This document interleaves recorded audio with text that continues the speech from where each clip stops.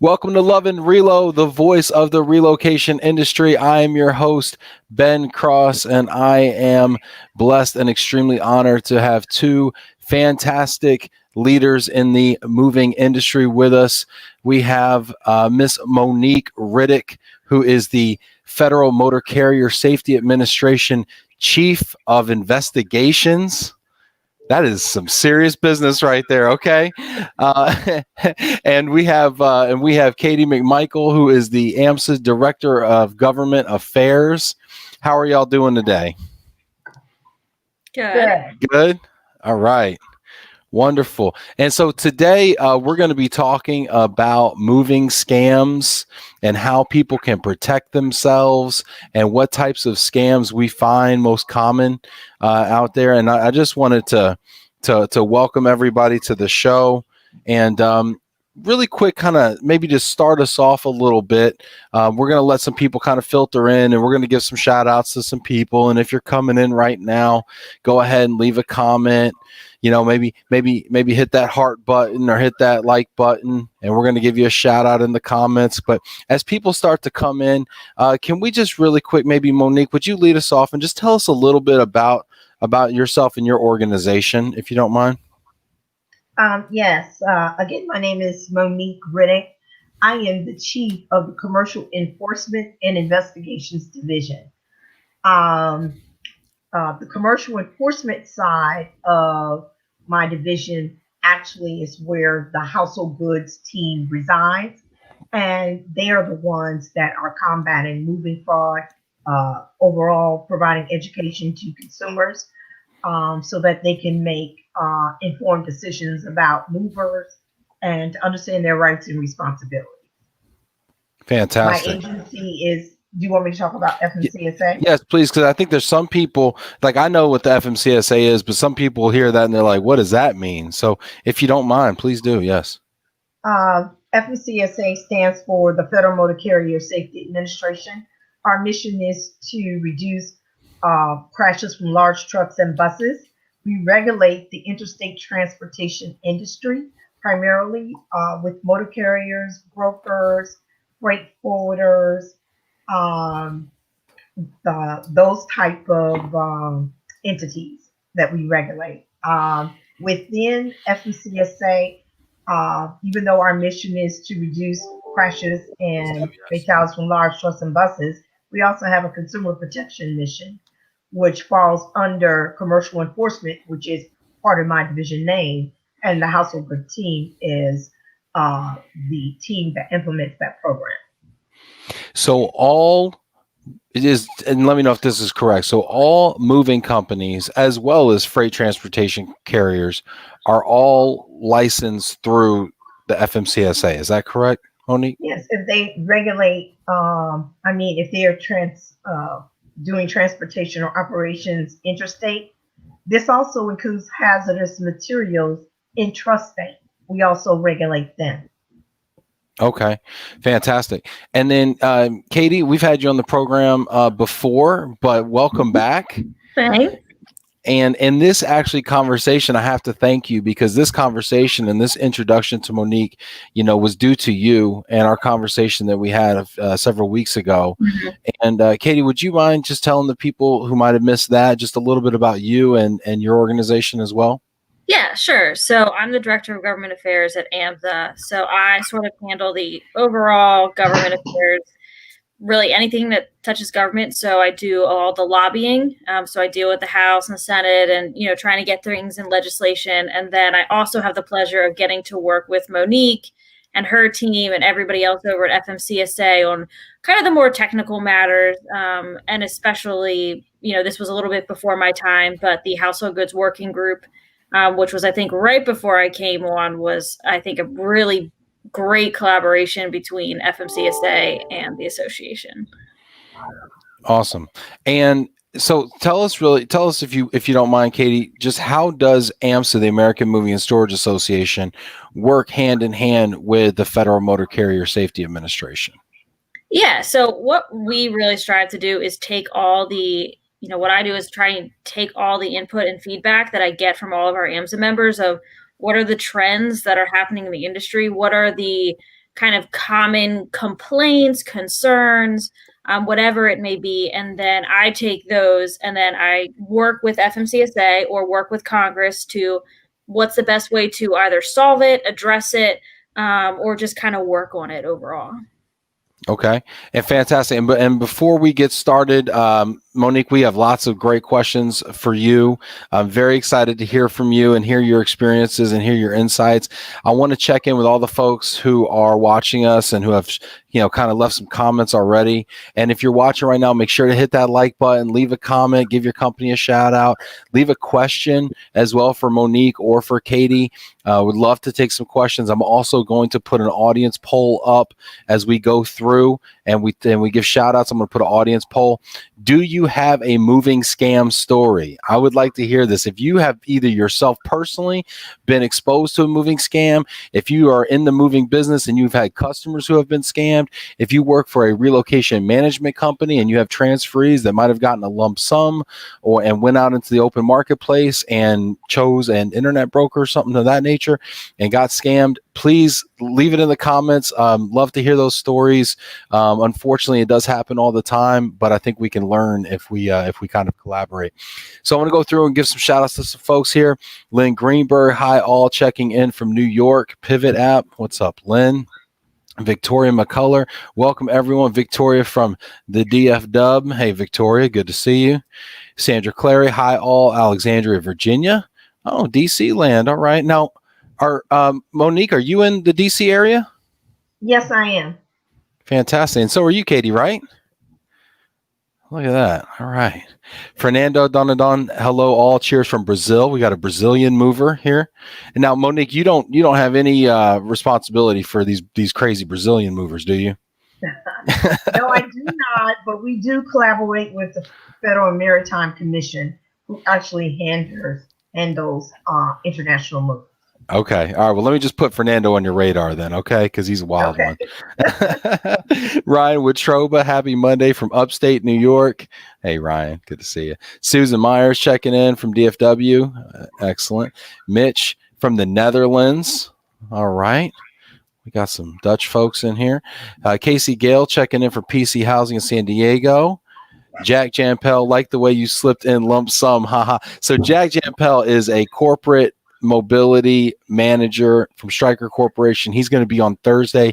He's going to be debating lump sums with me. And I do think that if you're watching this and you're in relocation and you're giving out lump sums, I think it's important to hear what Monique and Katie have to say today, because this is part of the duty of care equation when deciding whether or not to offer lump sums. So I want to bring that just to your attention there. Steve Whitecamp, hundreds of scam stories. Most are very similar. These are generally not the most creative criminals. Well, Steve, if it's working, why change it, right, Steve? I mean, if these scam artists can go on the internet and dupe people out of their hard-earned money, why do it different? Dawn saying happy Monday from Chicago here, representing Move One in 42 countries. Jody Harris checking in here, also a corporate mobility manager. I miss DC, Nova, North Virginia, and funnily enough, miss the acronym soup from my government contracting days. This is great. We got a couple more people here just checking in from Houston. We got Levi from Zimbabwe. Oh, wow. Nice. Sub-Saharan Africa in the house. I like it. John Marsh. Hello, Ben. Looking forward to the discussion. Levi, CEO from Malaysia. Steve, with lump sum, even active service members are getting scammed. So I think this is an interesting point to jump off here. Well, let me back up, Monique, and I'm just going to ask you. We talk a lot on this show about moving scams, and I'm sure a large part of the investigations that you do are pertaining to reports on household goods moves. What are you seeing in that area? And can you help people understand maybe some of the most common ways that people might be taken advantage of when moving their household goods, or what should they be looking for? Some of the things they need to look for starts from the very beginning. When you decide that you're going to move and you select, or you're going through the process to select a mover, we do recommend that you work with 3 at a minimum to get estimates, so that you have a better idea of the cost cost comparison, and to be able to discern what type of services am I going to get for a specified amount of money. But after you select your mover, some things you need to look out for is you need to make sure they are following our guidelines. We have a website called protectyourmove.gov, and that provides all kinds of resources to consumers that will help them have what we call a smooth move and an informed move, because they've checked out their mover, they've looked on our website to get some idea of their complaint history, and they have a better understanding of what their rights and responsibilities are. We actually have a required consumer protection document called Your Rights and Responsibilities When You Move. And that document is actually on our website. Another required document is the Ready to Move brochure. So those are two things that your mover is supposed to give you, even when you're getting an estimate. Another thing we see as an issue is there is sometimes confusion for the consumer as to who is a mover and who is a broker. And many That's right. times when you are searching the web, a company will come up and they might sound like a mover based on their name, but in actuality, they might be an actual broker. And brokers are only allowed to arrange transportation for the consumer. They're not hauling the shipment. So they have to work with motor carriers, who I'm using the term motor carriers, but we're talking about movers specifically. The broker has to work with a mover that is registered with FMCSA, that they can connect you with to actually haul your shipment. And so that's very important. Many times the broker does everything. The consumer thinks they're dealing with a mover, and on the day of the move, a company comes up they've never heard of. And that's the first time they find out, oh, I was working with a broker. So that's important to know the difference between those two.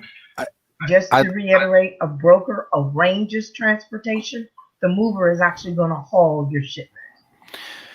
So I think this is a really, I'm getting a little bit of feedback, but I think this is a really common issue that you just described, Monique, in that people are contracting with brokers more and more, it seems like to me.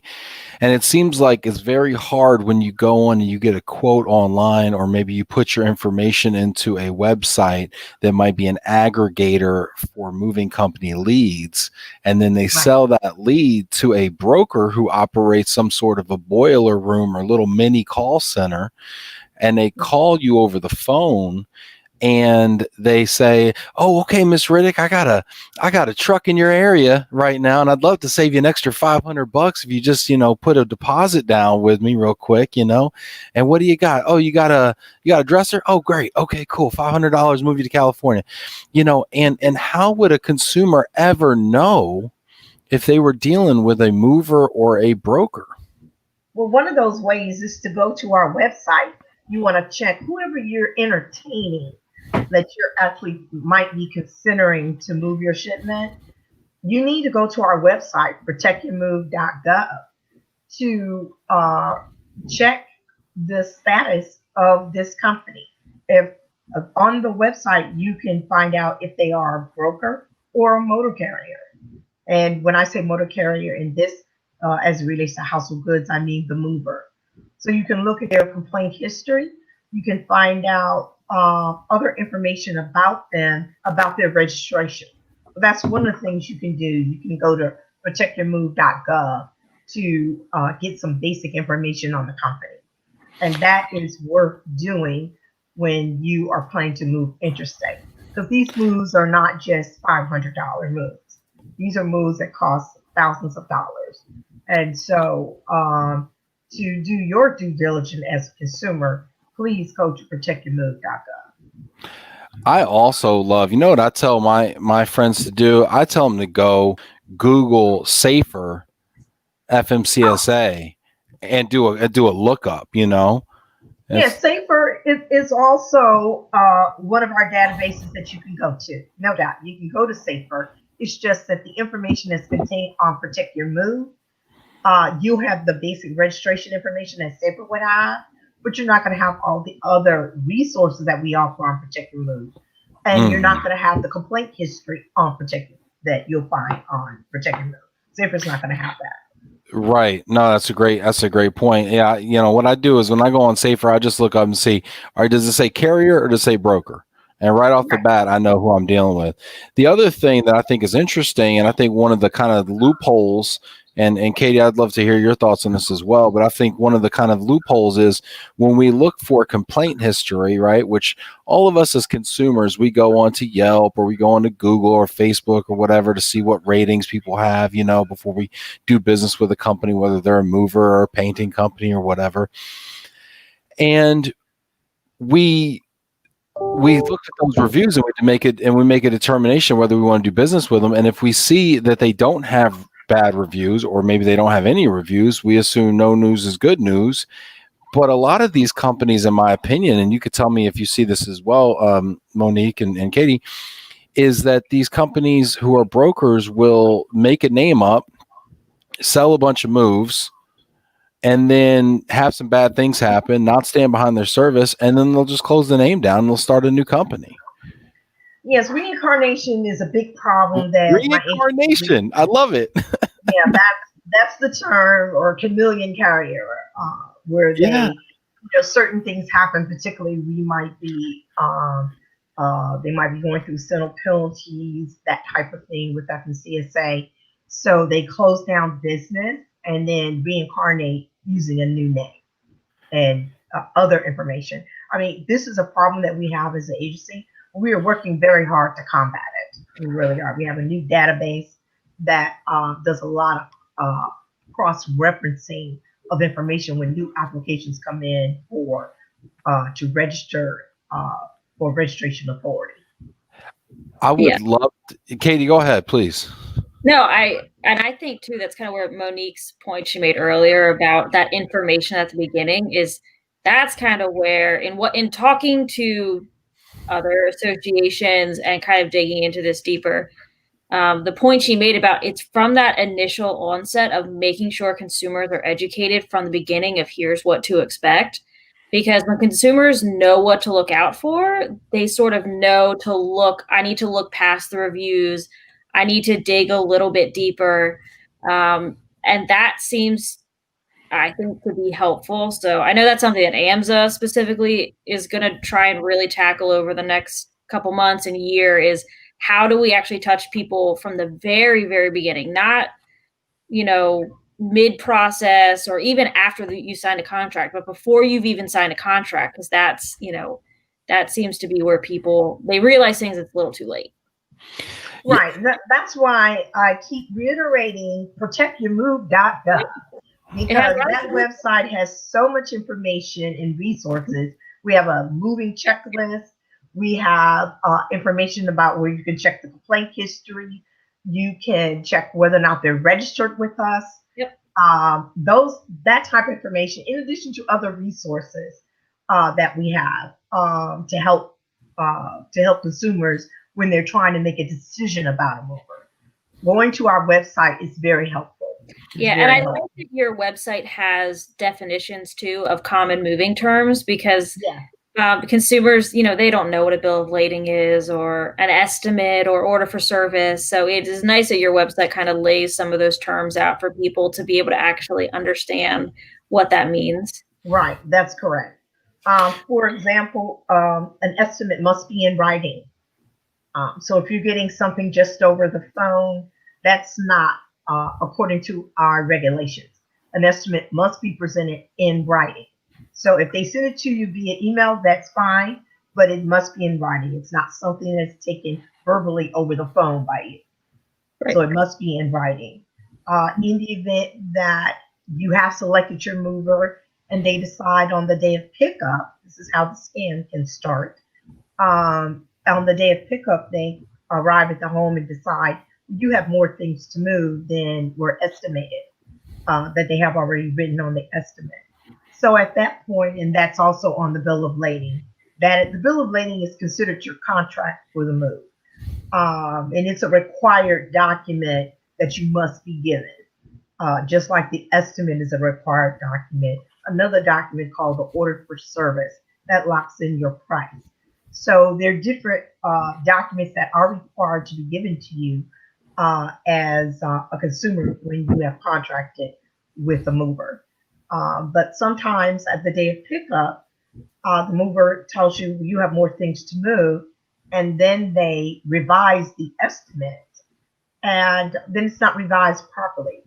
They might load the shipment or almost load it halfway and then say, oh, by the way, this is going to cost more.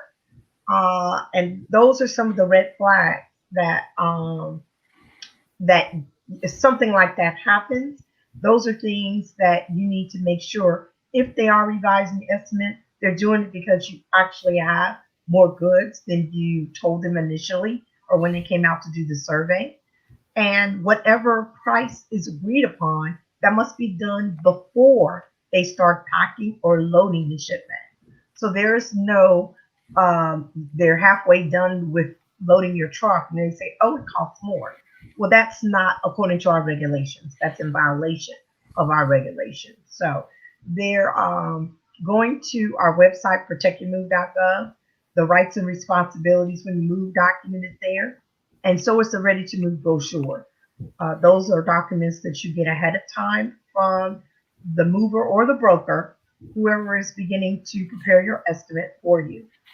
You'll get those documents and hopefully you'll take time to review them so you'll be more informed.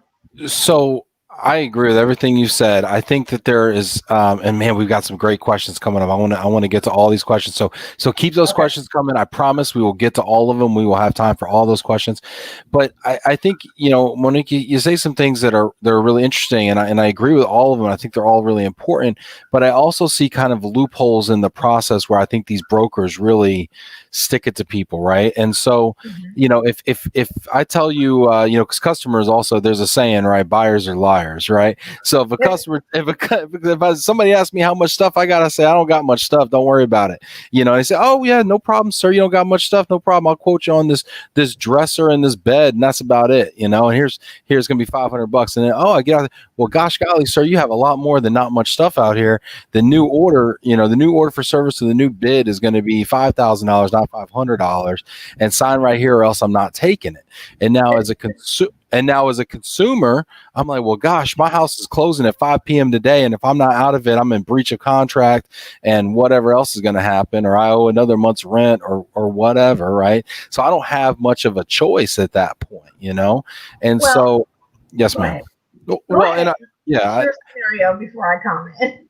Oh, well, and I was going to say, okay, so I'm like, all right, well, okay, sure, here, take it or whatever. And I guess my thought is how do we prevent that scenario from even happening? A lot of these these estimates are being given over the phone and followed up with estimates in writing. And I think I have some laying around here because I like to collect. I collect these. Some people collect baseball cards. I collect like road mover estimates. And so I'm going to one day I'm going to wallpaper my office with all the scams.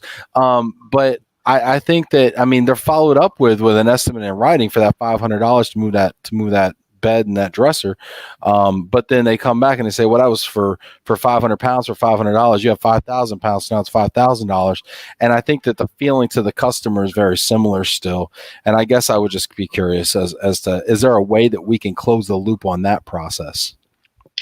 Well, some of this actually starts at the very beginning, when one of the reasons why I'm saying that you start at the beginning is when your estimate is being booked.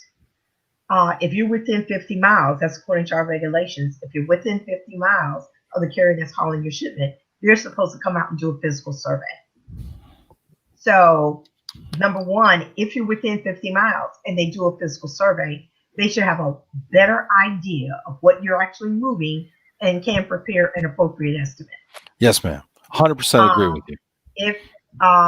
If you're beyond the 50 miles, then yes, you're going to be sharing with them what you have to move.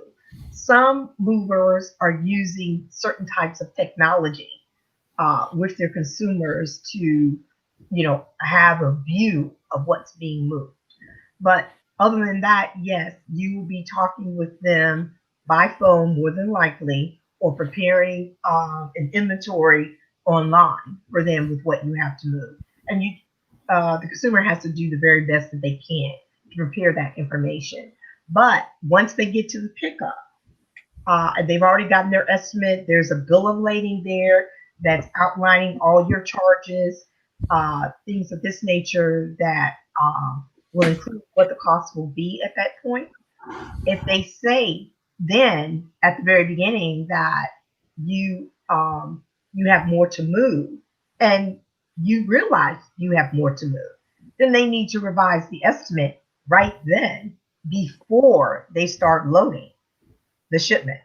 After loading the shipment, the estimate stands. Yeah. So our regulations do not allow for the estimate to be revised after loading. Yeah. It has to be revised before loading. What should be happening when the mover comes to your home, they should make one quick walk through the home to determine, these are the things that we have estimated. Yes, this is what you have to move. Basically getting a visual type of confirmation of the information that they already have of what's going to be moved in your shipment. So hopefully they're not surprised. But if for some reason there are additional items, then a revised estimate must be done prior to loading. Yes, and we have so many questions here that I want to get to, but I got to say one more thing, Monique. I feel like you and I are going to be like such good friends one day. I promise you. All right, so two things, right? One, my mom just moved from Staten Island, New York. Okay, she got an online. She got one of these movers online or whatever. They sent her paperwork, her estimate, and it said Tulsa, Oklahoma on it. I looked up the carrier. Their headquarters was in Staten Island, 3 blocks away from my mother-in-law, and they used a Tulsa piece of paperwork so they didn't have to do an in-home with her. First of all, I think that's hilarious. And so I think because they knew that the in-home is waived after $50. And the second thing is if somebody calls me on the phone and say, "Hey, Mr. Cross, would you like me to give you a price over the phone, or would you like me to come out to your house so you take a day off of work?" I say, "Well, gosh, just give me a price over the phone." And I've waived the requirement now, haven't I? As a consumer, I've waived it, right? And so you just got me to sign my name on this, sign my soul away on this, and waive my my right to an in-home estimate. You know what I mean? And so these are these little tricks they use, these little conniving sons of guns. I'll tell you what. So here we got some questions here. I want to hear your thoughts on all these. Okay. Okay. Go ahead. Gosh, this is my favorite thing to talk about, Monique. That's why I feel like you and I tell you and I. All right. Georgia says, would love to hear your opinion regarding virtual pre-move surveys. You mentioned those briefly. What is your opinion on that, Monique and Katie? Well, I'm hoping that we will move to that trend. It is technology that is being used right now. And my opinion of it is that it can be useful, particularly if you live beyond the 50 miles. It's a way to still have the mover view your items so they'll know what you have to move, as opposed to you filling out something online or just talking to them verbally. I have 2 beds, I have a dresser, etc. When they can actually use your video camera, more than likely that's what's being used. And as you walk through your home to say, yes, I'm moving this, and in the first bedroom, second bedroom, I've got 2 beds there. You move on to the next room and you outline what is being moved. They can actually see it because you're doing a video of your home. So in that respect, I think that's a trend that's already happening. And we're hoping that FMCSA will embrace that down the road. Yeah, and with COVID, the virtual surveys have become a lot more important, with people not wanting, strangers to come into their home and be in close quarters. I've heard from companies that we're working on moving to that technology, but because of COVID and the demand now for doing things virtually, they've started doing that more. Mm-hmm. And also, with the surveys, one of the items in the household goods working group, because of this new technology, was, kind of, Ben, like you were saying, it's like there's ways to kind of get around offering that, they call it the physical survey. Right. One of the items in the household goods working group is saying that no matter what, you have to offer some kind of visual survey. So you can't just kind of hide, it's not going to be acceptable to say, oh, we still allow the waiver process to be there because there are some elderly folks and just some people that maybe just can't embrace the technology. But the working group recommendation was, no, you have to offer some kind of visual survey, whether that's physical or virtual. And that was one of the items that we were able to get in the House Highway bill. Their version was that exact thing of the technology exists. There shouldn't be a reason that movers or brokers or whoever are not offering some kind of visual survey regardless of distance. I agree with you. And as far as the working group's recommendation report, we are going through that now and really be, beginning to think about how we can implement these recommendations that they have. And that's definitely one of interest to us. Because our regulations haven't changed in years, many years, and in Part 375. And so that's something we're really interested in. Cliff Bierman says, this is so great. I wish the consumers had more access to this. Too few are aware of it, to which Monique would say, go to protectyourmove.gov. Just remember that, protectyourmove.gov. That's it. That's wonderful. And our moving season campaign is underway right now. So we have all kinds of social media that is out there. We're trying to drive people to our website. Wonderful. All right. Let's see. Victoria says, if brokers seem to be where the disconnect and issues come up, why are they allowed to operate? Why not just require the moving companies to advertise? Why do household goods moving brokers, why do they exist or are allowed to exist? There is a need for them to some extent, even though, number one, they are allowed by statute and the regulations to do this, to be a household good broker. We have regular freight property brokers, but we also have household good brokers. And so they're allowed to exist because of statutory law and our regulations. And they, in our regulations in Part 371, there's an overall section, Part 371, and let me be more specific, 49 CFR Part 371 outlines the regulations that relate to brokers. But within 371, there is a section specifically for household goods brokers. One of the reasons why motor carriers will work with a broker is because the brokers are the ones that are spending the money to advertise. So that allows a small independent motor carrier or mover to get leads to actually get work from a broker that's constantly advertising. Many times when you're Googling a mover, many names that come up first are brokers because they're paying the money to be moved up on these search engines. And so that's one of the things that helps independent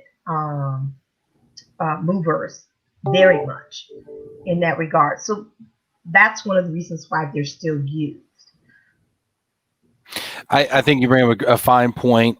And I will also say to all of our friends who are watching, relocation management companies, RMCs, are also moving brokers. They are licensed household goods brokers, which means that they get paid to place, and arrange for household goods moves, on behalf of their corporate clients.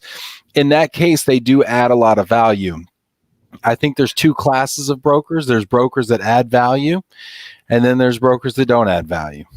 Now, a lot of these brokers that we're talking about right now, I'll tell you straight up what they do. They get the move. They get a $500 deposit. They take it and then they sell it on a WhatsApp thread, and they just put it out there and say, who wants to buy this pickup in Chicago, 500 cubic feet? and they've already got their $500 in it, and that person takes it, and then it's on them to go and collect whatever the move actually should have cost. And those are the people that are creating the issues, because they're coming in, they're lowballing it, they're providing estimates that they're not standing behind, and then they're selling it to other carriers who are then put in a position to go and make a profit on it. And I just see that. Yeah, we definitely see that quite a bit. We do have our concerns for brokers. We regulate brokers. People file complaints against brokers that we are reviewing and investigating. But they are allowed to exist, and in some cases, they are providing a service that movers need because they want the business. Yeah. Rachel from AMSA says AMSA works with the BBB and FMCSA to ensure that consumers can find safe, reputable, professional movers. Thank you, Rachel. Let's see here. Janet Turner chimes in. We are a licensed freight forwarder who relies on agents and movers around the country and world as partners. We also specialize in creating small domestic moves utilizing those same partners. How can we distinguish ourselves from these spam brokers to our clients? Interesting. So is that a question for me? Yes, ma'am. I believe it is. Of course, you want to make sure you have a good complaint history. You should be directing your potential clients to protectyourmove.gov so they can look you up and make sure you're registered. We do have movers out there that are not registered with us, but yet they're doing interstate moves. And so that's one of the important things of checking. Even if you decide to use Safer, you can use that system and check whether or not they have interstate authority. Good point. Now, Steve in California, those Californians always making trouble. Steve is saying, no disrespect, but government websites are difficult for the non-initiated to navigate. No way, Steve. Need a button on each page that takes you to a directory of legal and legitimate movers. Okay. Unfortunately, we cannot recommend any movers because we are a government agency and we cannot show any type of favoritism to anyone. So you'll have to have a mover's name or DOT number, something like this, to be able to look up a mover on protectyourmove.gov. But we do have information about the mover once you look them up.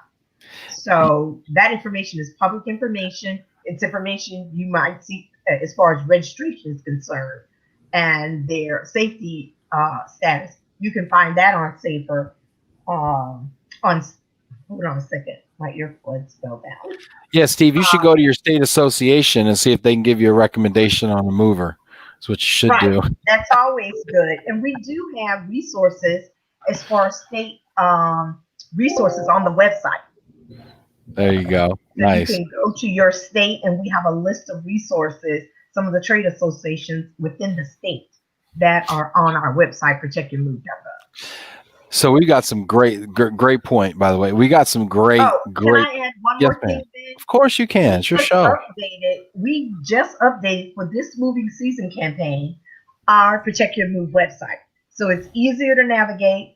The most important documents are right there on the first page. Resources that you need to get to are right there on the landing page. So it's much easier to navigate now. I love it. Thank you. Anka says, what happens if you find someone reincarnated when they had bad reviews? As a database, are they removed or profiles merged? That is some of the approach that we take at FMCSA. I mean, we have to do our due diligence to ensure that they are reincarnated. We can't just make an assumption. We have to do our due diligence, do the research to pull the documents together to indicate that this is really one company. So we do make that effort. That is something that we do. Yeah, I think that's great. I think just looking at the way the U.S. military looks at the moving companies, and they say, is there CFAC? Is there common financial administrative control?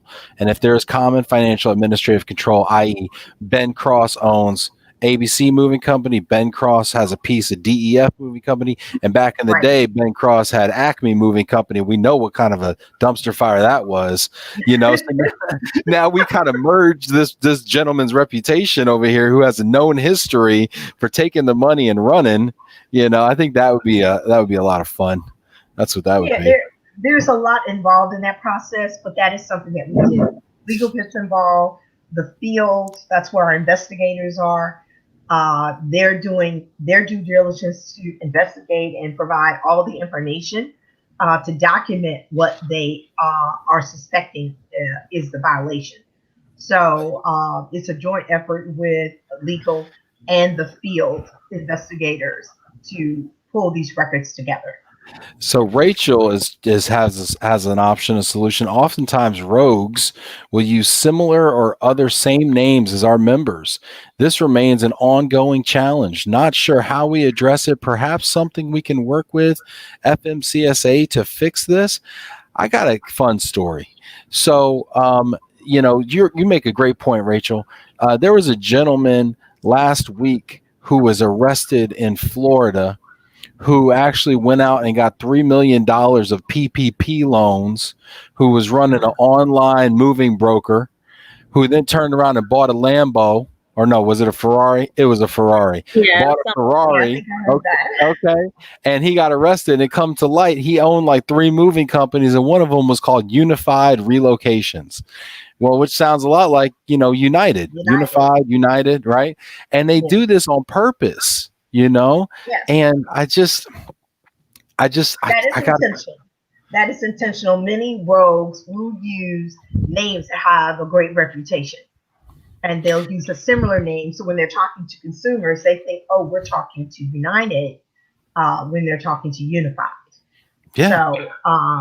So in that respect, yes, that happens quite a bit.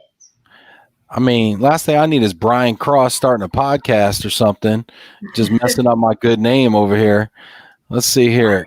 Let me also add, based on what Rachel mentioned, I have received emails from AMSA regarding these type of situations where someone is taking the DOT number, you know, doing moves and having problems, and it affects them. The investigation team, that's part of my division, we get them involved in those types of situations. Yeah, we try and always make sure investigators in the field. Mm-hmm. We try and always make sure because we get obviously a lot of, you know, inquiries from consumers as well. So we always try and make sure that we get those passed along to FMCSA so they're recorded and tracked and on record. Right. You talk about that's how we work in tandem to support one another. Mm-hmm.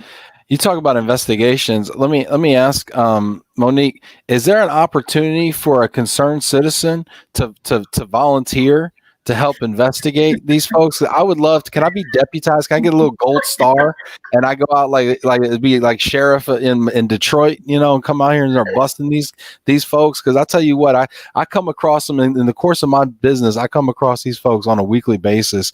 They end up on my desk where my salesperson, who's out there working hard all day, comes back and says, "Can you believe this Sunflower Moving of Fort Lauderdale quoted this guy $500 to move to California?" And I say, "Let me see that. Hold on a second, because I'm talking to Monique next week. I'm going to save this." You know, is there an opportunity for someone to get involved? And maybe I'd love to be on a sting operation. Can I be on a sting operation where we set some moves up and then you pop out the bushes with like maybe a sidearm, or maybe not, whatever? Thoughts? Well, FMCSA does not initiate sting operations. That is something I'll initiate it. Television stations do. That kind of thing. But, you know, I've seen them done. I've seen videotapes of them.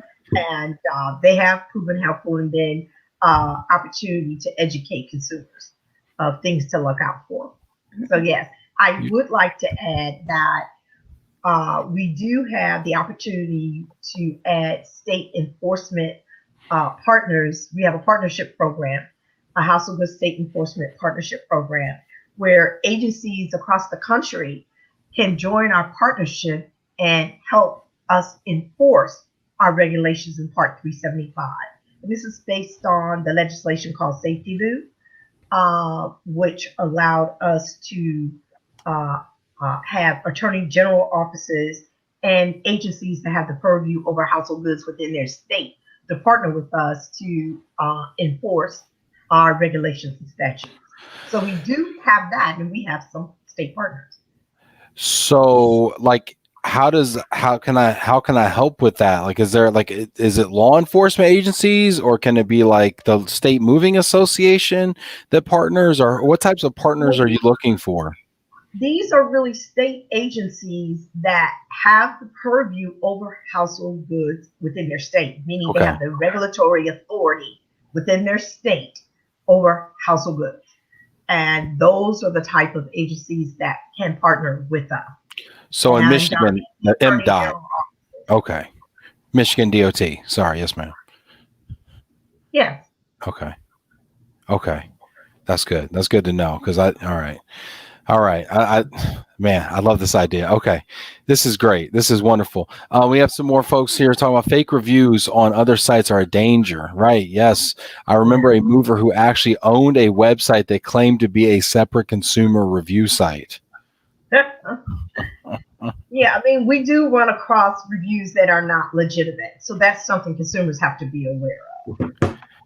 Yeah, when they're looking at sites, because sometimes the road carrier the road mover can pay someone to write a good review when they are actually a bad carrier. Yeah, you can actually get Yelp reviews from Israel for $25 on Craigslist. Just saying. Yes, I believe it. Just saying. Fernando says, I wish clients had access to info on the moving industry to be part of IAM, FEDI, AMSA. Other associations cost a lot, and you need to follow guidelines on financial and quality to lose a move. And then to go out to do all of that training, what Fernando's saying, do all that training and preparation and do it so, legitimately, and then to turn around and lose a move to a non-reliable moving company is frustrating. Yes, we can understand that. But it does take the good movers that are out there. And most of the movers out there are good movers.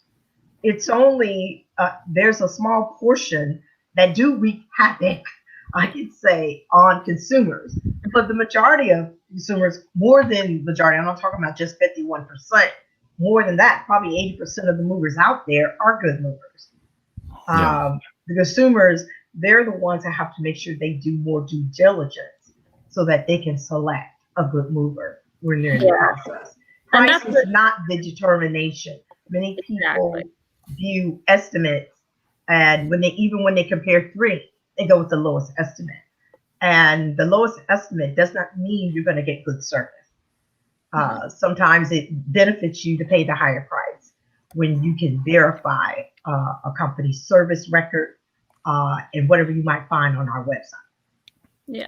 And that's where it goes back to I would like to see the associations take a bigger role in partnering with other groups or associations that actually represent that first step of moving to try and better, really pound and hit the consumers when the thought's even entering their mind of I have to move. Because that's really when we have to get to them, is when they're even in their mind of, okay, I have to move. I need to start, because if you don't take the correct step one, the rest of the process could go horribly wrong just from taking the wrong step at the very beginning. So absolutely, I definitely want to see the associations, any association in this space, all of us kind of work together to step up and be like, how do we get them right at the beginning there?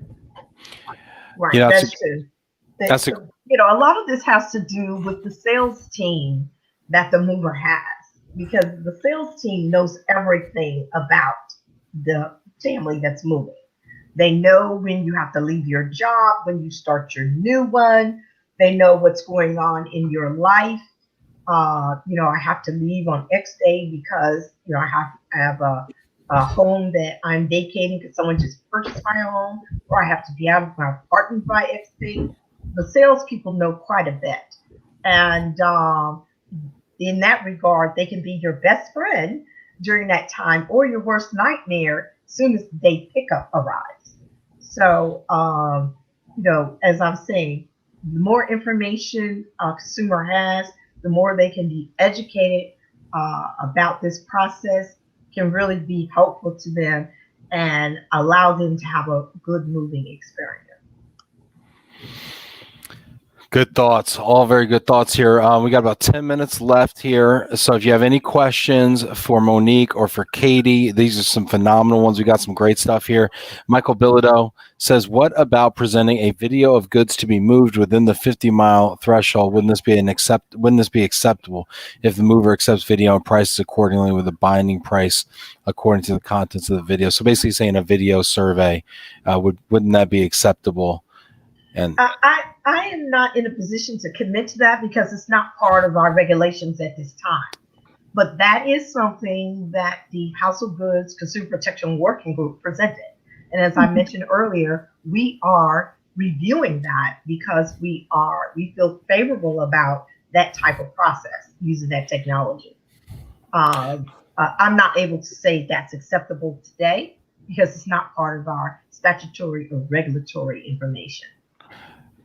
Good stuff there. Along those lines, Cliff is asking me, Ben, your mom didn't use you. Listen, my mother-in-law has been using me for years. All right, Cliff, that's beside the point. Okay, we're talking about moving right now, and the fact of the matter is, I thought it was a lot better if she used a local mover in New York City than someone in Detroit. A lot of times, I think that's where we run into problems is when we start doing business with movers that aren't necessarily in our locale. Right. For instance, like South Florida. You know, what business they got bidding on a Detroit to Colorado shipment? I have no idea, but whatever. Right, absolutely. And those are things consumers need to think about when they find out, like you're mentioning, they live in Ohio and the mover's coming from Florida. When there are other movers that they probably could locate with close, that are in close proximity to their home. And so I think that can be a real problem when certain things start going wrong. And I think that's why the in-home estimate thing, while inconvenient, while old school, old-fashioned, while obvious constraints during COVID, but I think generally speaking, the in-home estimate requirement is a good one because it does mean that they need to have boots on the ground. If you can't put a man in the house to count the furniture, what's the likelihood you're going to have a reliable truck to show up? I mean, I think it's just a nice indicator of good future service. But, what am I? I'm just a moving sales guy. I mean, that is how things are done. Even with the recommendation from the Household Goods Working Group, they're still considering a physical survey in their recommendation. Mm-hmm. I don't anticipate the word physical survey necessarily going away from FMCSA's perspective. It's in our regulations right now. And it's there for a reason, just like you mentioned, Ben. Having someone see your goods makes all the difference in getting a good estimate, one that's more accurate than one given over the phone, or even one that the consumer fills out. They might be filling things out online, checking boxes or what have you, and then they do leave things out. People can just be forgetful and leave something out. And so there is a benefit to a physical survey, or even to one that's done with the technology. That's why I said we are thinking about these things at FMCSA at this time. Love it. Sandra Clary says, what about when quotes are by weight? Laypersons don't have any sense of what household goods weigh, and that doesn't seem to be a fair expectation of disclosure. Interesting, Sandra. And ironically, if I may just add this to Sandra's point, and then I'd love to hear your thought about it. Ironically, a lot of these unscrupulous household goods brokers we see actually use cubic feet or volume estimates, and that is actually a major red flag on a domestic U.S. household goods estimate is when you start seeing things referred to in cubic feet. So I would love to hear your thoughts on this, Monique and Katie. Do we think that weight is really a suitable disclosure, seeing as how it's kind of hard to know if they're accurate? Well, first of all, the consumer is not going to understand the weight just off the top of their head or cubic feet. They understand how that fits into an estimate. But the cubic feet estimates are by and large binding estimates. There are two types of estimates. One is binding, and that's usually done by volume of cubic feet. And the other is called non-binding, and that's always done by weight. So both of them can be used accurately, as our regulations outline, to move someone. The issue is when you use a binding estimate, The purpose of that is to give you price certainty so that you know what your move is going to cost. Everything's outlined in the binding estimate, and you're expected to pay 100% of that binding estimate unless there are some additional charges for some reason, and particularly something that might change the estimate or change your cost in the end would be costs associated with destination. If they had to use a shuttle, long carries, what have you, that weren't anticipated because either the consumer didn't mention it to them or consumer didn't know what the setup was at destination. Weight shipments, the consumer, they don't have to completely understand weight, but anytime the shipment is weighed on a non-binding estimate, they have to get a weight ticket from the weigh master at the scale.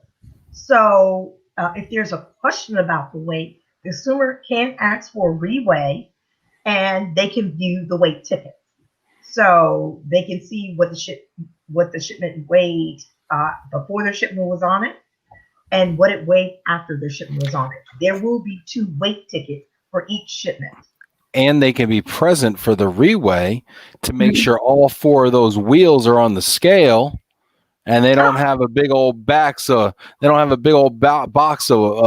weights or something on the back of that, truck, because that happens too. Hello. Yes, they can ask to view the weigh, and there's no charge for a reweigh. That's right. But whatever the cost will be, whatever the new weight is, that's going to be the cost for the shipment. Yes, the reweigh always stands. You don't get the better of the two. Gary Connerly from Home Services. What's up, Gary? Gary's also been at the forefront of us pushing these issues as well, so we appreciate him. He says Worldwide ERC recently shared a, quote, secret shopper, end quote, results of 3 virtual household goods survey companies. Any ERC members can view the presentation. I recommend it. Virtual surveys are the future thanks to COVID. Interesting take, Gary. I'd love a secret shopper take on some of these moving brokers. I'll tell you what. That's what I'd like. I'll tell you what. I'm going to do a sting operation. I'll tell you what. I won't use any firearms, but I'm going to do it. Janet Turner's giving the thumbs up here. Andre says, interesting. I see quite a few similarities and some stark differences with our EU market here. What I've realized is, as I talk to people all over the world, we've had people from Switzerland on here. We've had people from the Netherlands. We've had people from Brazil. I mean, all over, who are in the moving industry. This seems to be a problem around the world, where you have a class of qualified professional moving companies who have invested in equipment and warehouses and crew members. And then you have another class of folks that come in underneath and just kind of like nibble away at that business and dupe consumers in the process. And it's just, it's frustrating. And Victoria asks, what recourse do consumers have? How can they get their stuff back or their money back, or what can they do? Well, number one, domestically, for FMCSA, they can file a complaint with us. You can file your complaint through protectyourmove.gov. And it'll take you to our database where you can file your complaint, or you can actually call our hotline, and they'll take the complaint over the phone. Do you want me to give you the hotline number? Sure. Let's do it. Hotline number. Hold on. Let me edit this because I think people are going to want to hear this. Hold on a second. Okay. We got a hotline. We got the hotline bling on here. All right, let's get a little. What's the hotline here? The hotline number is 888-368-7238. That's the hotline number. I might get a tattoo of this. Hold on. There we go. So that's our hotline number where you can actually call and speak with a representative that will take your complaint over the phone. If you believe you have a hostage load, you want to make sure you indicate that when you talk to the representative or when you can fill the complaint out. There are various allegations that are listed when you file a complaint on Protect Your Move, and hostage load is one of those things. So If you believe you have a hostage load situation, and basically hostage means what you're thinking, someone is trying to get you to pay an extorted amount of money as ransom to get your shipment. So you want to indicate that when you file your complaint. This is like I've been doing this for 15 years, and this is the first time I've heard about the hotline. I am so excited about. I'm going to store this in my phone and text this to people when I hear these stories every other week. So your call volumes might go up just a little bit, just a little bit. Gosh, I mean, people just have so many great things here to call me Columbo. I prefer Perry Mason. He wore a suit, but hey, what are we gonna do?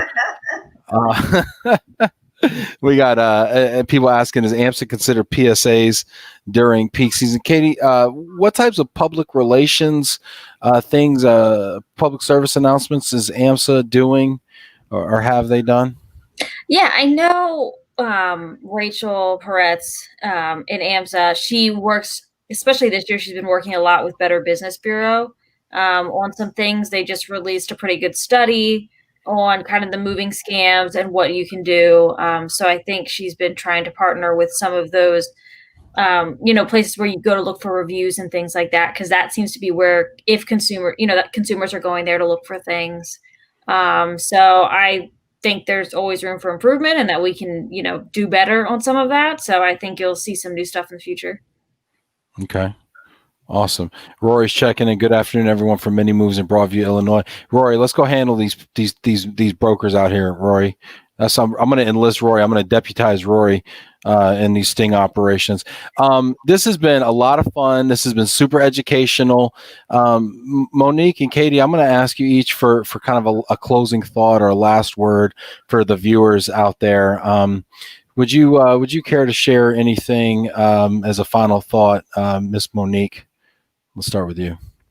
Of course, I want to plug again protectyourmove.gov. And I would like to also say that consumers make the effort to research your potential mover on our website, protectyourmove.gov, or check them out on Safer. At a minimum, if they're traveling interstate, they must be registered with FMCSA. So if you find that someone you've asked to do an estimate for you is not registered with us, you should not even consider them. The only way the person, I shouldn't say it that way. Let me rephrase what I'm about to say. If they're registered with us, that means when you have problems, we know who they are and that we can try to do something about it.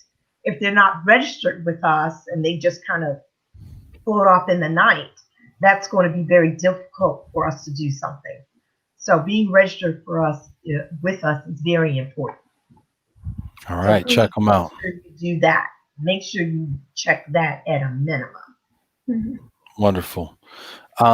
Katie, would you provide us with a final thought from the association standpoint? Yeah, from the association standpoint, one thing I want to encourage anybody in the relocation space, whether you are a moving company, whether you're more of kind of the move coordinator within a corporation where, handling employee moves, if you are a victim of a scam, if you heard of a scam, if your company's name was ripped off, if, you had an employee that was going to move and they had issues, please make sure you reach out and report those things. I know a lot of times, moving companies can maybe answer the questions or just handle it themselves. But I know from the association perspective, if we want to go to Congress or something like that and really get them to understand the severity of the situation for maybe more funding for Monique's department, or maybe we really want to see some changes in the process on the Hill, the only way to get legislators to pay attention for that is if I can actually show data and that there is a problem.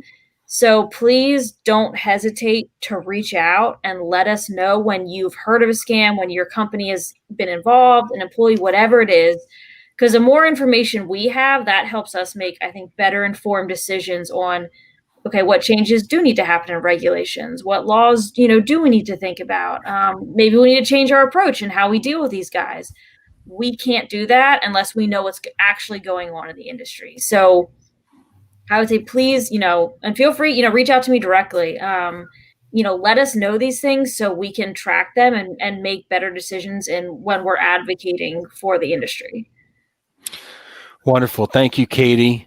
Thank you, Katie. Thank you, Monique. Thank you to all the wonderful viewers who came in and chimed in and left your wonderful questions and your comments.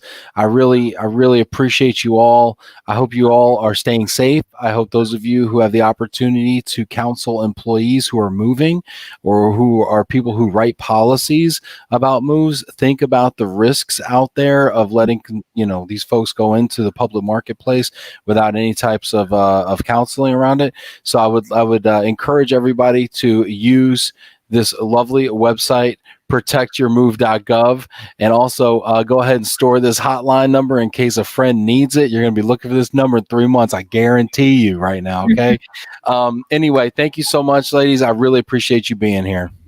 Thank you so much for having me. Thanks, everybody. We have a wonderful week lined up. Go ahead and check out our lineup, and I look